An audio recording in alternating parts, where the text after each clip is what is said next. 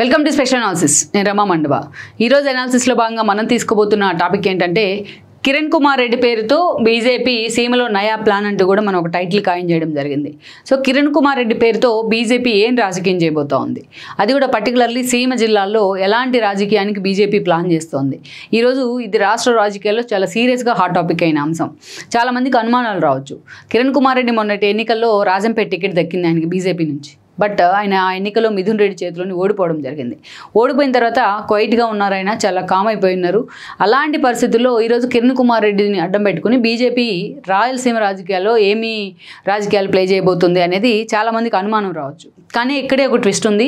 ఈ రోజున ఏదైతే రాజ్యసభ స్థానం విజయసాయిరెడ్డి రాజీనామాతో రాజ్యసభ స్థానం ఒకటి బీజేపీ ఖాతాలోకి వెళ్తుంది. అది విజయసాయిరెడ్డి కూడా దాన్ని ఎండార్స్ చేయడం జరిగింది. నా రాజీనామా వల్ల, నా రాజ్యసభ సభ్యత్వం వల్ల బీజేపీ లబ్ధి పొందుతుంది అని. సో ఆ రాజ్యసభ స్థానం ఈరోజు కిరణ్ కుమార్ రెడ్డి కోటాలోకి వచ్చే అవకాశం అయితే మనకి స్పష్టంగా కనిపిస్తుంది. సో ఈ క్రమంలోనే కిరణ్ కుమార్ రెడ్డికి రాజ్యసభ దక్కబోతుంది అనేది చాలా సీరియస్గా నడుస్తున్న ప్రచారం ఇది. ఒకవైపు మెగాస్టార్కి బీజేపీ ఆఫర్ చేసిందనే చర్చ తెర మీదకి వచ్చినప్పటికీ బట్ ఆ దిశగా అయితే మెగాస్టార్ మాత్రం రాజ్యసభ పదవో లేకపోతే కేంద్ర మంత్రి పదవో తద్వారా లేకుంటే ఇంకో పదవో తీసుకునేందుకు ఆయన సిద్ధంగా లేరు. నేను రాజకీయాలకు దూరం అంటూ కూడా నిన్న మొన్న విశ్వక్సేన్కి సంబంధించిన లైలా మూవీ ఈవెంట్లో కూడా ఆయన మాట్లాడుతూ దాన్ని ఎండార్స్ చేయడం జరిగింది. నేను రాజకీయాలకు దూరం, ఎలాంటి పదవులు కూడా తీసుకోపోవడం లేదు అనేసి. చిరంజీవి ఈ క్లారిటీ ఇచ్చిన తర్వాత బట్ రాజ్యసభ విషయంలో తెలుగు రాష్ట్రాల వైపే బీజేపీ మొగ్గు చూపుతోంది. అది కూడా ఎస్పెషల్లీ కిరణ్ కుమార్ రెడ్డి వైపు మొగ్గు చూపుతుంది అన్న చర్చ అయితే మాత్రం ఈ రోజున రాష్ట్ర రాజకీయాల్లో హాట్ టాపిక్ అవుతోంది. మరి కిరణ్ కుమార్ రెడ్డికి రాజ్యసభ టికెట్ ఇవ్వడం ద్వారా బీజేపీ ఏం ఆశిస్తోంది ఏపీ రాజకీయాలు అనేది ఇక్కడ చాలా కీలక అంశం. మనం చూసుకున్నట్లయితే కిరణ్ కుమార్ రెడ్డి అమర్నాథ్ రెడ్డి వారసుడుగా ఆయన రాష్ట్ర రాజకీయాల్లోకి ఎంట్రీ ఇవ్వడం జరిగింది కాంగ్రెస్ పార్టీ నుంచి. కాంగ్రెస్లో పలుసార్లు ఆయన ఎమ్మెల్యేగా కూడా అయి ఉన్నారు. అండ్ దెన్ ఎస్పెషల్లీ వైఎస్ 2 సార్లు సీఎంగా ఉన్న సమయంలో 2 సార్లు కూడా ఆయన గెలవడం జరిగింది. 2009లో వైఎస్ 2సారి గెలిచి కాంగ్రెస్ ప్రభుత్వం ఏర్పడిన సమయంలో ఆయన విప్పుగా ఉన్నారు కిరణ్ కుమార్ రెడ్డి. వైఎస్ మరణం తర్వాత జరిగిన పరిస్థితుల్లో వైఎస్ రాజశేఖర రెడ్డి మరణం తర్వాత ఫస్ట్ ముఖ్యమంత్రి పదవి రోసయ్యకి లభించింది. ఆర్థిక శాఖ మంత్రిగా ఉన్నారు ఆయన. ఆ తర్వాత ఇక తెలంగాణ ఉద్యమం పీక్లోకి ఉన్న పరిస్థితుల్లో ఆ రోజు ముఖ్యమంత్రిని మార్చాలని కాంగ్రెస్ పార్టీ నిర్ణయం తీసుకుంది. ఈ క్రమంలోనే చిదంబరం లాంటి వాళ్ళ సలహాలతో కావచ్చు, వాళ్ళ ఇన్ఫ్లుయెన్స్తో కావచ్చు, కిరణ్ కుమార్ రెడ్డిని ముఖ్యమంత్రిగా ఆ రోజు కాంగ్రెస్ అధిష్టానం సెలెక్ట్ చేసింది. అది నిజంగా చాలామంది కాంగ్రెస్ నేతలకు ఒక ఊహించని షాకే అనుకోవాలి. కిరణ్ కుమార్ రెడ్డి లాంటి ఒక వ్యక్తి, ఇప్పటిదాకా రేస్లో లేని వ్యక్తి హఠాత్తుగా ముఖ్యమంత్రి రూపంలో తెర మీదకి రావడం అనేది చాలామంది నేతలకు ఆ రోజు డైజెస్ట్ కాలేదు కూడా. కానీ పరిపాలన విషయంలో మాత్రం తనదైన మార్క్ చూపించగలిగారు ఆయన, తక్కువ టైం పరిపాలించిన. ఇక వేరేజ్ తెలంగాణ సమైక్యాంధ్ర ఉద్యమాలు చాలా కీలక దశలో ఉన్నాయి. లాస్ట్ బాల్ తన చేతిలోనే ఉందంటూ కూడా ఒక కరుడుగట్టిన సమైక్యవాది ఆయన, ఆ విషయంలో ఎవరికి డౌట్ లేదు. బట్ అది లాస్ట్ బాల్ తన దగ్గరే ఉంది అంటూ కూడా లాస్ట్ మినిట్ వరకు ఆయన ఒక గేమ్ ప్లే చేసే ప్రయత్నం చేసిన బట్ కాంగ్రెస్ అధిష్టానం అప్పటికే నిర్ణయం తీసేసుకుంది తెలంగాణ రాష్ట్రం ఇవ్వాలనే ఉద్దేశంతో. కిరణ్ కుమార్ రెడ్డి తెలంగాణకు వ్యతిరేక తీర్మానం చేసి కేంద్రానికి పంపిన అది వర్కౌట్ కాలేదు. తన వంతుగా చాలా ప్రయత్నాలు చేస్తూ వచ్చారైనా అది ఎక్కడ కూడా కాంగ్రెస్ అధిష్టానం పరిగణలోకి తీసుకోలేదు.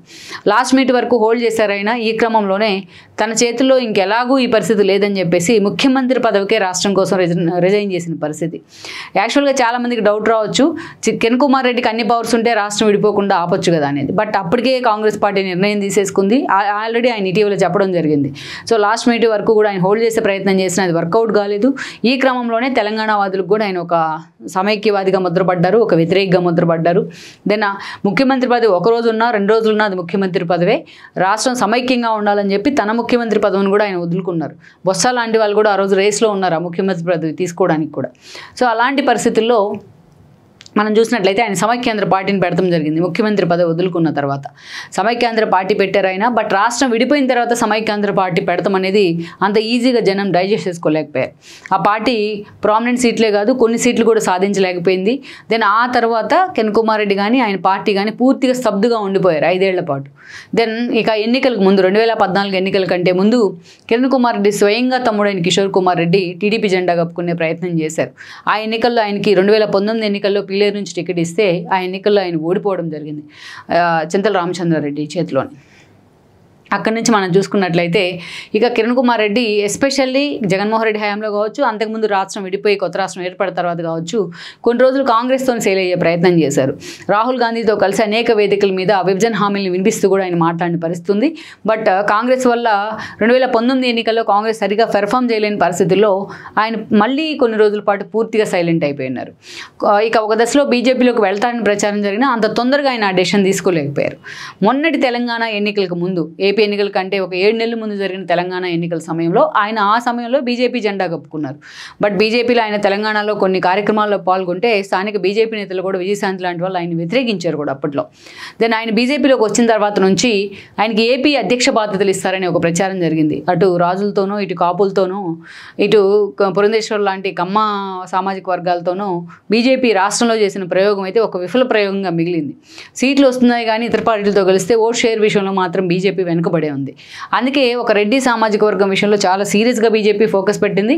అందుకే కిరణ్ కుమార్ రెడ్డిని ముందు పెట్టి ఒక ప్రయోగం చేద్దామని ఆలోచన చేసినా ఎన్నికల సమయంలో మాత్రం దాన్ని వర్కౌట్ చేయలేకపోయింది. షార్ట్ హోయిల్ ఉండవు, కూటమితో కలిసి ప్రభుత్వాన్ని ఏర్పడిన కారణంగా. ఈ క్రమంలోనే కిరణ్ కుమార్ రెడ్డికి ఆ రోజున ఎంపీ టికెట్ అయితే దక్కింది బీజేపీలో చేరిన తర్వాత. బట్ మిథున్ రెడ్డి గెలిచారు ఆయన మీద. ఇక గత కొన్ని రోజులుగా ఆయనకి పార్టీ అధ్యక్ష పదవి ఇస్తారు, పురంధేశ్వరిని పక్కన పెడతారనే ప్రచారం జరుగుతున్నప్పటికీ ఏకంగా విజయసాయి రెడ్డి రాజీనామా చేస్తున్నారు. ఆ రాజ్యసభ స్థానాన్ని కిరణ్ కుమార్ రెడ్డి ఖాతాలోకి వెళ్ళబోతుంది అనేది మొన్నటి నుంచి జరుగుతున్న చర్చ. అయితే కిరణ్ కుమార్ రెడ్డికి ఇవ్వడం ద్వారా బీజేపీ నిజంగానే ఒక గేమ్ ప్లాన్కి అయితే తెరదీసింది అనుకోవచ్చు.